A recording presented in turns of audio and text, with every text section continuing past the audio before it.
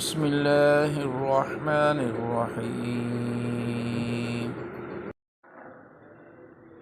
والفجر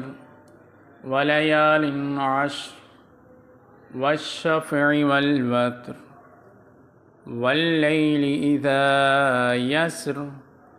هل في ذلك قسم لذي حجر ألم تر كيف فعل ربك بعاد إرم ذات العماد التي لم يخلق مثلها في البلاد وثمود الذين جابوا الصخر بالواد وفرعون ذي الأوتاد الذين طغوا في البلاد فأكثروا فيها الفساد فصب عليهم ربك سوط عذاب إن ربك لبالمرصاد فأما الإنسان إذا ما ابتلاه ربه فأكرمه ونعمه فيقول ربي أكرمن وأما إذا ما ابتلاه فقدر عليه رزقه فيقول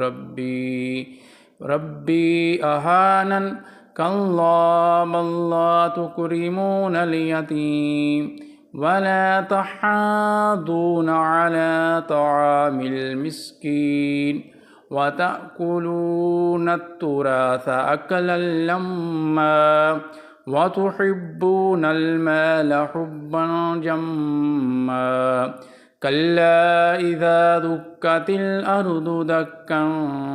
دكا وجاء ربك والملك صفا صفا وجيء يومئذ بجهنم يومئذ يتذكر الإنسان وأنى له الذكرى يقول يا ليتني قدمت لحياتي فيومئذ لا يعذب عذابه أحد ولا يوثق وثاقه أحد يا أيتها النفس المطمئنة